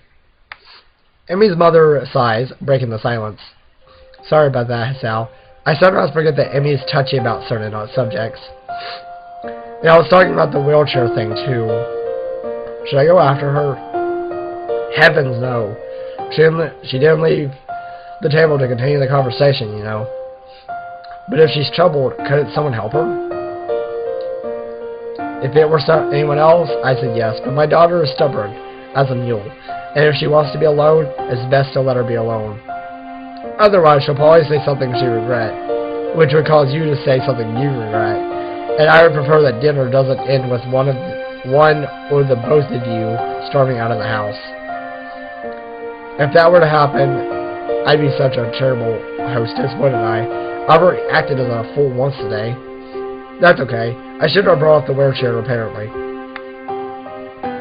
Mrs. Irozaki frowns, clearly more bothered by Emmy's omission than she let on. I wish she wouldn't do that. It just makes me worry even more. You know?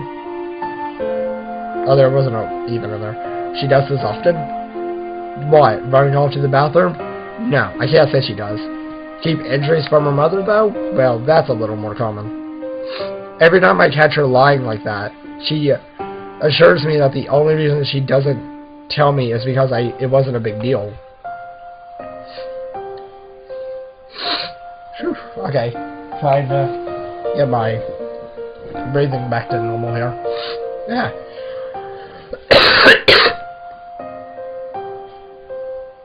If it's any consolation, I'm sure the only reason I knew about it all was because I saw her every day.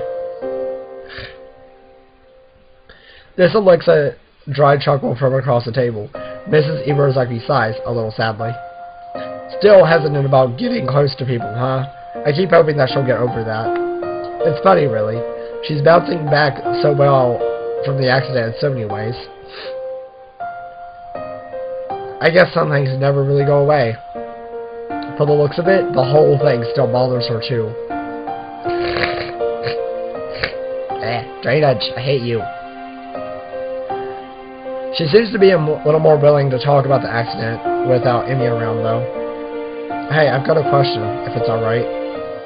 Oh? What else did EMI lose in that accident? The nurse said that she gets this way near the anniversary and she won't talk about it to me. So you thought I'd fill you in, And, yeah, hopefully. Well, there's a problem with that request, you know. Let me guess, you promised EMI that you wouldn't tell anyone she didn't want to know, and you don't know if she wants me to know? Something like that. I promised EMI that she'd be the one to tell people the full story. But isn't that important? I mean, it's clearly had a huge effect on her if she's still like this so long after the accident happened. That's true. It did have a long-lasting effect on her. There are a few things that she'll probably never really get over. For a moment, Mrs. Ibarazaki looks incredibly saddened, as if an old wound is bothering her. I suppose there are a few things I'll never really get over either. Another dry chuckle, and with a shake of her head, EMI's mother banishes the memory. Look, there's something you absolutely must understand about the way EMI thinks about the accident. What's that? It wasn't a big deal. Somehow I managed to keep my mouth from falling open in surprise, but it takes some effort. That has to be the most ridiculous thing I've ever heard. I beg your pardon? Okay, maybe it's not that simple, but it's a pretty accurate summation. EMI believes that the accident did not define her, and that everything she lost that day didn't define her either. She's not that girl who lost her legs. She's the fastest thing on no legs. Her optimism and energy came out of that wreck without a scratch, as far as she's concerned. Yet it goes beyond that, doesn't it? I mean, last night she told me that she refused to rely on me because it would make losing me too painful. Not really. You said she won't tell you about the accident, even though you've asked her about it before. The reason she won't talk about it when you ask is because to her it's not something you absolutely need to know. Even if she wasn't terrified of getting too close to anyone, she still wouldn't talk about it. She's afraid of being close to me?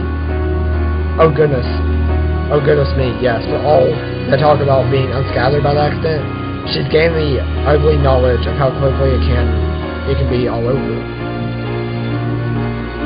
So she's not going to let people get especially close to her, and she certainly would resent any implication that she cannot work through this on her own. But I don't think she can. Oh no? Are you sure you've been dating my daughter and not somebody else? Trust me, Sally. She could get through it on her own. But she has nightmares and can't sleep well, and she does that every year. Tell me, if she wasn't able to get through it on her own, do you really think she'd still be alive? She would have killed herself or something equally melodramatic. So what? I shouldn't try to help her? I didn't say that. I hope to my daughter like this, and knowing that she could rely on someone else could help me relax. You just need to understand that accepting help goes against everything EMI thinks about herself and the way the world works.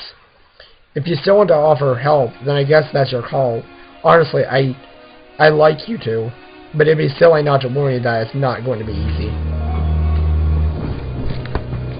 Yeah, I already noticed that. She's not going to get over this easy. You just need to be patient with her.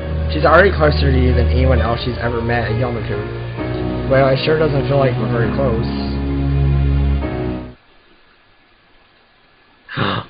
Shit. Good, that makes this part easier. EMI's voice nearly gives me a heart attack. Whoa! Didn't hear you come back, EMI. How convenient. Wait, were you eavesdropping? Nope, just happened to come back at the right moment, I guess. EMI, Sal was just... EMI holds up a finger, cutting her mother off. On his way out of the house. Yeah, I know. Emmy's trembling with anger now, looking vaguely betrayed. Emmy, don't be ridiculous. We were just... Out of my head. You promised. The pain carried in that last word is almost too much for me to hear. The idea that I could hurt her that much is like being kicked in the gut. Emmy's mother looked similarly pained by the thought. And I kept that promise. Just listen, there's no reason to go throwing people out of the house. Emmy's mother seems to be both angry at her daughter's outburst and embarrassed that I'm a witness to it. There's only one real solution to the problem, I think. It's okay, I'll go. No, really, what? That seems a little unnecessary. Don't worry about it. Thank you for the dinner, Mrs. Eberzofley, and for the advice. It was my pleasure, Sal. I'm sorry we didn't get you dessert. That's okay. I have to watch what I eat anyway. Good evening, Emmy, Mrs. Eberzofley. The formality of our conversation, coupled with the fact that I'm getting ready to leave, seems to snap Emmy out of her anger. No, wait, I'm sorry. I've been so... And after last night, I just thought, you don't have to go. I take it back. It's okay. I can't help but smile slightly. She can barely articulate her apology, and I really would like to stay. But I don't think I can. Right now, I need to think about what her mother said, and about what I'm going to do about us. I don't want to risk accidentally getting Emmy angry again in her current state either. No, I think I'd better leave. You seem pretty shook up, and well, I'd only wind up trying to help you again. I know you prefer I didn't, so I'm going to leave instead. But, hey, it's not a problem. You don't want a night on a white charger, right? Just promise me one thing, okay? What? Don't be angry at your mom, okay? She was just giving me some advice, that's all. Emmy nods, hesitantly, like the simple idea is all that she can grab onto at this point. She's so terribly off balance, but I can't do anything about that right now. Okay. See you tomorrow, okay? Running in the morning, don't forget. I can see that I've hurt Emmy by deciding to leave, but there's nothing I can do for her as things stand. And I know that she's too stubborn to admit that she wants me to stick around. I watch various emotions cross Emmy's face as she tries to process everything that's just happened. Shortly comes that calm look again. Okay, shortly comes that calm look again, like last night, and that voice that tries so hard to sound careless. Sure, Sal. See you around. Both of us are unwilling to concede emotion at this point, and I'm having a hard time keeping up my facade, so I turn on my heel and walk out the door. I shut it behind me slowly, pausing for a moment as the latch catches my hand on the doorknob. Did I make the right decision just now? Should I have stayed and tried to work things out? No, I decide. Not in front of her mother like that. In spite of everything, I'd rather keep Emmy's mother insulated from the sort of anger that surfaced last night. Even though she's probably used to it, some protective instinct wants me to keep Emmy's image as a cheerful girl intact. With a start, I realize my hand is still resting on the knob. I take my hand away, put it in my pocket, and head down the slowly darkening street. I let out a long breath. The wait until tomorrow morning comes isn't going to be easy. In any case, I have to think on what to say to Emmy. I must apologize, and I must get through to her somehow. On that account, something has been on my mind for most of the way back to my room. The letter of apology from Iwanako. Oh shit! I'm glad I'm going down this path. I was so concerned about my new life when I received it that I didn't even bother to really read it. Oh, okay, I'm plugging in my laptop. Have to. Now that I found myself in a similar position, my curiosity gets rekindled. What did she want me to know so badly? If nothing else, reading her thoughts might help me frame mine. I remember tossing it away. Damn, where did I throw that thing? I check under my desk. That turns up nothing, so I look for harder to reach, more unlikely locations. Well, now I know where that lol sock went, at least. Still no letter yet. It's when I try sweeping my arm under my nightstand that I feel somewhat crinkly jammed between it and the wall. Grunting a little with the effort, I reach for my prize and soon enough bring it into the light. Bingo! I sit at my desk and spread the crumpled paper open. A flick turns on the table light. Skipping past the empty pleasantries, I look for the point where I stopped reading. Ah, here it is. Okay, so I was actually really looking forward to, like, seeing more of this letter, and now I'm getting to see it, so I'm actually pretty happy about that. There are other things I want to say. I'm writing you because I felt that there are things I should have said after the incident back in winter. I really regret that I wasn't able to say them in person. I have no excuse for it. The truth is, the times when I visited you in the hospital made me worried about you. I'm not talking about your health. You seem to become more distant and disheartened. It was natural after something like that happened, I'm sure, but somehow I got the feeling that you had given up on something back then. Happiness, maybe? Giving up on happiness? That sounds unpleasantly familiar. I wanted to somehow express my feelings, but the right words didn't come to me, and I couldn't say anything to comfort you. I am really sorry for not being able to support you when it mattered the most, even though I like you so much. At least now, finally, I can be more honest. If I go back to those quiet days in February and March, I tell you to not give up on yourself. That's what I would say. Maybe you wouldn't have drifted so far away if I had just said something. I hope you've managed to get back on your feet on your own. Now that the distance between us is also physical, it also feels more final. Somehow, I wonder if we will meet again. Perhaps it's for the best if we don't. Still, if you would like to correspond with me, by all the means write me back. I'd very much like to hear about your new school and how you are doing. I wish you all the best. Sincerely, Monaco. Oh! After finishing reading the letter, I smoothed it out carefully and set it aside on my desk. Thank you, Monaco. I wanted to answer yes to your question on that snowy winter day, but I never got to. By the time we met again, it was too late. Or so I thought. What would have happened if I had behaved differently back in that dismally sterile hospital room? I'm sorry, there's no point in wondering now, but there's no point in trying to forget either. I am who I am because of all that happened to me, and all I look forward to experience, present, future, and past. And the past may just have taught me an important lesson now. Whoa, what?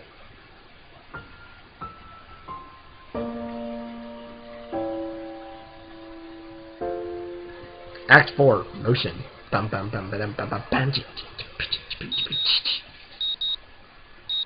Okay, so I have no idea if this is like gonna be different or not. Setting my alarm as I'm walking on the trees on sleep has been a battle to attain. I doubt I've been truly asleep for more than an hour or two. Too much on my mind. Did I make the right choices leaving the house yesterday? Did I manage to get EMI to realize how unreasonable she's been? Am I going to manage to get her to stop being unreasonable? EMI's mom gave me a new perspective on the other day, but I'm still not sure that's the right perspective. She was hurt when I left yesterday, too. I know that part of my conversation is going to have to include an apology about that. The right thing to do or not, I hurt her. I hurried down to the track, eager to talk to EMI. I think I know what to say. Apologize for leaving first, and go ahead from there. Okay. So this is going to be different from what it was the other two times, which I'm happy about that. I think it's a good thing. So since we don't need this anymore, since I went that route, I am going to save right here.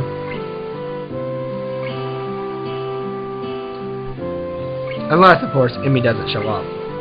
Which, from the looks of things, seems like it's the case. It's been about 15 minutes since I got here, and there's no sign of her. She's never late. Not unless she's sick, which is unlikely. She probably just doesn't want to see me right now. To take my mind off what that implies, I begin my warm-up routine and take off around the track. It clears my mind wonderfully. For the half hour I'm running, I don't think about anything but the run. However, once I finish and EMI still hasn't shown up, I get a little worried. With any luck, the nurse will know where she is. If nothing else, I can see what he thinks I should do next. So last night didn't go too well, I take it. Huh? You already know? I have my ways. And it's not as if I'd missed the distinct absence of your running partner this morning, now would I? No, I suppose not. So what happened? Don't you know already? Maybe. but I could be bluffing. Perhaps I prefer to get your side of the story before I give any advice. I quickly fill the nurse in on the events of last night, and he takes it all without changing expression once. Nothing about the whole event seems to surprise him, although he does seem surprised when I say that I didn't follow Emmy. Chose to talk to her mom instead, huh? Smart move. Though I guess it didn't work out too well for you in the end. Well, I'm not sure. Emmy seemed apologetic when I left, or at least she seemed that way until she put up her defense again. The nurse sighs and spreads his hands in a consolatory gesture. Frankly, I'm surprised she left them down at all. Emmy's had a lot of practice on that score. You probably won't get anything else out of her. I don't believe you. Is that so? You think she'll tell the whole tale? I swear I just saw the nurse's eye glitter a little. His expression is the same, but he leans forward ever so slightly.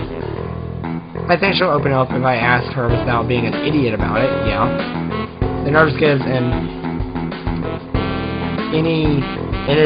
enigmatic smile in response and shrugs widely. I think he's enjoyed his role a little too much. Heh. That's the real trick, isn't it? Are you sure you know the right way to approach the subject?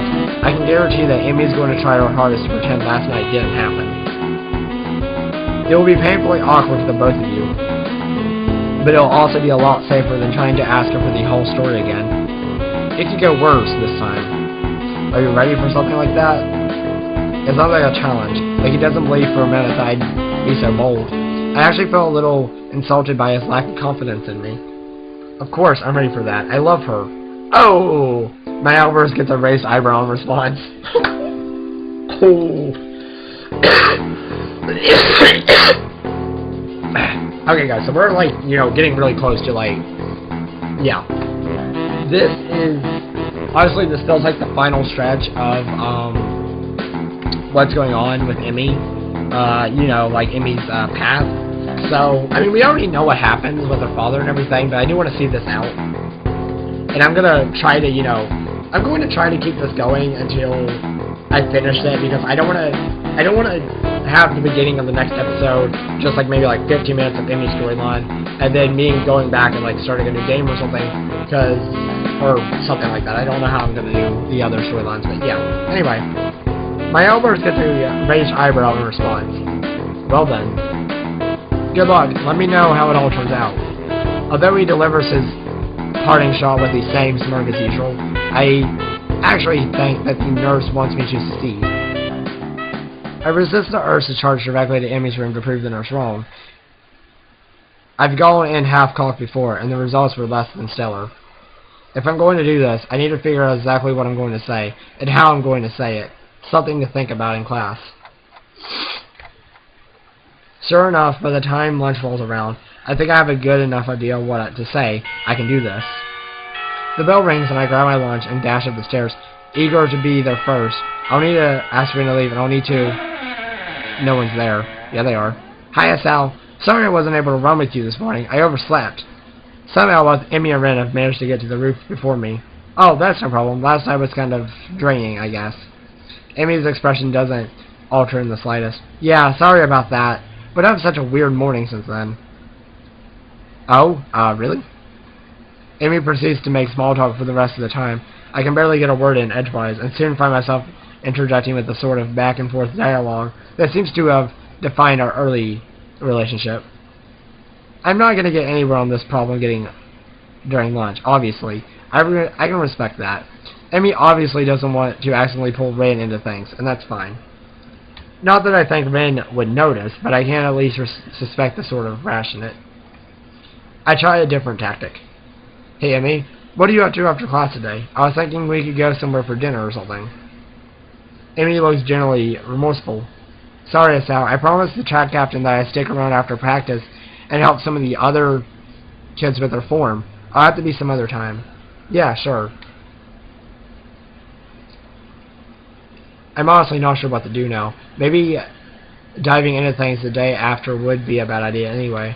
She might still be angry about it and just not showing it. Besides, if she's got track team responsibilities, that's fine, right? I tell myself some variation on this theme the next day. And the next, I wake up, run with Emmy, during which she refuses to talk about anything but the run and what she was doing the night before, and then lunch, where we sit and make small talk until the bell rings. Her new responsibilities effectively keep me from seeing her outside of school. Maybe, just maybe, I'm letting it happen because it's safer this way, just like the nurse said. Except, while it may be safer, I'm feeling more and more wretched. EMI doesn't look good when I see her anymore. Dark circles lurk under her eyes. She seems more and more distracted, and I can't bring myself to just ask what's wrong, because the timing never seems right. I'm absolutely miserable. Whoa. That was different. Okay, so it's not the end of it, so what's this? Another lunch comes. I judge her. Yep, okay. I trudge up the stairs to the rooftop like a condemned man. Bryn is up there, but EMI is not. Immediately, I worry that something's happened to her. Maybe the lack of sleep finally made her collapse, or something worse. She seemed pretty tired after our morning run. Maybe she fell asleep and didn't even make it to class. Hey, Ren, where's EMI? In response, I get a rather penetrating look from Ren, and something approaching a frown appears on her face. Is that information really important? I think so. She's usually here with you, isn't she? I don't know. I have no way of being sure. I can confirm that she is. In fact, usually here. Shit. I did not mean to do that. I really didn't. I can confirm that she is. In fact, usually here with you when I come up. Well, she isn't now. Does that worry you? Kind of. EMI! That seems to end the conversation, and the point becomes moot anyway because EMI bounced the door with her usual energy. Hasao is kind of worried about you, EMI. I don't think he can decide, or maybe I just don't believe him, but I think I'm going to go somewhere less awkward now. Oh shit. Ren, why did you just rat us out? Fuck, fuck you.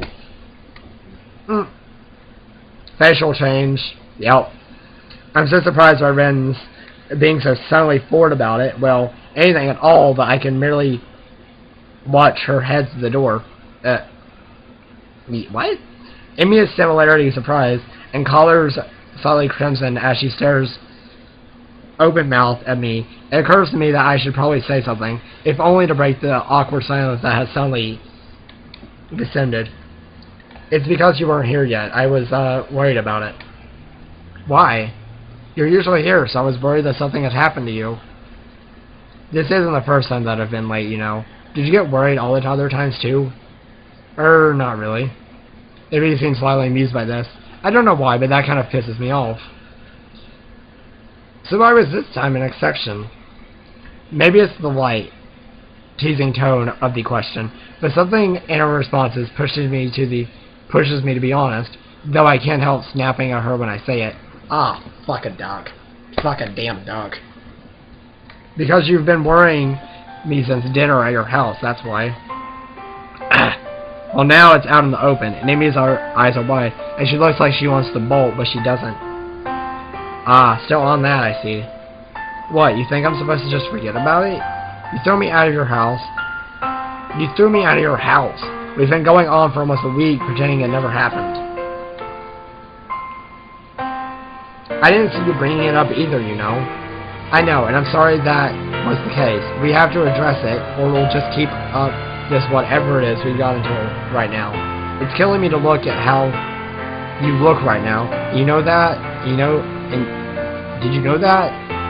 Those circles under your eyes and that distracted look in them? I can't help worrying that I've caused it somehow.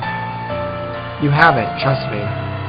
Well, I haven't helped either. I keep pushing to tell me things you aren't ready to tell me. Maybe I was wrong to try getting your mother to help me out. But I've been so worried about you that I didn't know what else to do. Well, you don't have to worry about me anymore, okay? I think it's pretty clear we're not right for each other, so maybe we should just stop. Her face is twisted as she says this, like she doesn't want to say it, but forces herself to anyway. Ah, fuck. So this is another bad ending, just with more detail.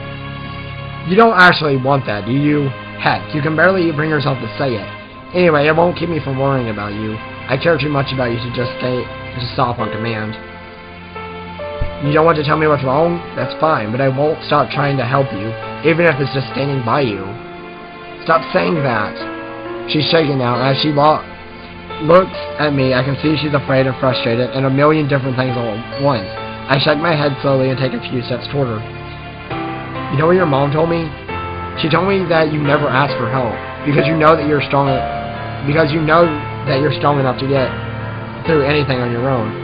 But that's not the full story, is it? Her eye goes wide and she takes a step back. I keep going because I think I finally figured it out. Something tells me I won't get another shot. I've put it off for far too long as it is. There's no harm in having someone help you, unless you're worried about needing help in the first place. You're scared, aren't you, because of... I trail off because I don't know for certain what happened to Amy's father, and I don't want to jump to a conclusion. Well, never mind why. It's okay to be afraid. You've been running from it and from me for so long, even though you know eventually you have to turn around and face your fear, and I'm going to be there to help you when you do. I won't stop because I don't think you want me to. You can understand that sort of determination, can't you? Oh God. I can see that I've gone through to her, but she quickly falls back to anger to try and push me away again. Back on your white Charger, Sal. Gotta help the poor cripple face her emotional problems. What do you know about me? About what I've had to face? You think 2 months of learning to walk again was fun? But I did it, and after I did that I had to. For a moment, it seems as if she's going to say something else, but she cuts herself. Shit. And after all that, you don't think you can get past your fear? I mean, I can't fathom what you've been through, but to come through it and still be the sort of girl that you are, well, it makes me think that you have even more strength than you think. So I'm not going to help you because I think you need rescuing. I don't want to be a knight rescuing the damsel in distress, but even knights help each other out. You know, I want to help you even though I know you can do it on your own. For a moment, it looks like Amy's going to break down completely, but she doesn't. Tears run down her face, but she stares at me steadily. Why are you trying so hard to help me? I say that's because I owe you one for helping me out when we first met. But that wouldn't be the truth. The truth is, I just want you to be happy because I love you. Oh. Had I ever said that before? We've been in a relationship, and it's been pretty obvious that I love her. But did I ever actually speak the words? What did you say? I say it again. Serving the feeling of being able to say it at all. Being able to say it and mean it. Emmy stands stunned. I said I love you, Emmy. I love you. Just you, and what makes me want to stand by you, no matter... And that makes me want to stand by you, no matter what you have to face. Oh. So it's still a good ending, or it seems like a really good one. I'm wrapped in a fierce hug then, as Emmy begins to sob against my chest. I'm sorry. I'm so sorry about everything, but I'm so scared of Sal. I'm so scared of losing you, and I love you too, but I can't lose you. I'm so sorry. I told her quietly, brushing her until she settles down. She steps back, a little more composed. You will come with me tomorrow, back to my house? There's some things I need to show you if I'm going to do this. Of course. Maybe this time we can leave together, instead of separately. Emmy grins, a sudden flash of memory that seems more genuine than anything I've seen her in the past week. Yeah, maybe. The lunch bell rings, and I curse the universe's poor sense of timing. Are you free tonight? We can talk more then, right? Emmy shakes her head. Sorry, Sal, but I'm still helping the track team. Plus, I don't think it would be good if we talked this over tonight. I'm going to be too tired to think properly, and I want to be able to tell you everything without screwing it up. You can wait, right? Even now, there's a bit of fear in her voice. I smile and rest a hand on her shoulder. Okay, I'll be waiting. Emmy gives me a quick kiss before she heads for the stairwell. Thanks, Sal. See you tomorrow morning. Wouldn't miss it. I head down the stairs with the feel of her lips on mine, suddenly aware of how much I've missed that sensation. I'll have to remember to thank Rin for getting us to talk to one another. Although it's possible she didn't even realize what she's done, still, it's not. If not for her, I doubt I'd have been able to confront EMI again. I guess I needed more help than I realized. Tomorrow, however, I'll need to stand alone through whatever EMI's trying to work herself up to doing. I'll be up to the task, I hope. Oh my gosh. So I'm getting closer to the end, and I'm already at 2 hours, so holy shit. Oh my god, it's right at 12 o'clock too. Ah, fuck. I wasn't supposed to stay awake this, or stay up this late. Oops. Okay. The morning sun is bright through my open window, and the sound of my alarm quickly has me up and about. I slept surprisingly well last night, secure in the knowledge that at least I've got another chance with EMI. Okay, can I skip text here? Okay. Although I can't help remembering the nurse's warning that I might not like what she has to say. Do I really need to know what that badly? What if it's something awful that makes me repulsed by her? Can I really say that I'm prepared to handle whatever she has to say, regardless of what it is? EMI said she wanted to tell me without screwing it up. What the hell does she mean by that? What's there to screw up? I suppose there's not much use worrying about it, though. I'll find out today. It occurs to me that I really need to run this morning to clear my head if nothing else. Okay. Skip mode. Okay. I said I wanted you to come back to my house, remember? And I promised Mom we'd be there in time for lunch, so I wanted to hurry. Early start, huh? It's more for Mom's benefit than anything else. Ah, well that's okay. I unsuccessfully tried to guess the EMI as planned, shortly before realizing that it doesn't matter that much to me.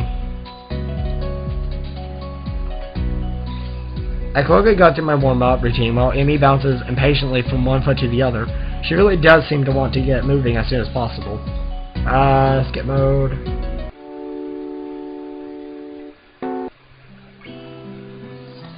Okay, so, you know, blah blah blah blah blah, same thing as always, same thing as before, same thing as before. I think it's pretty much the same thing as before. Yeah, we're still in the same thing. Going through. What's up, guys?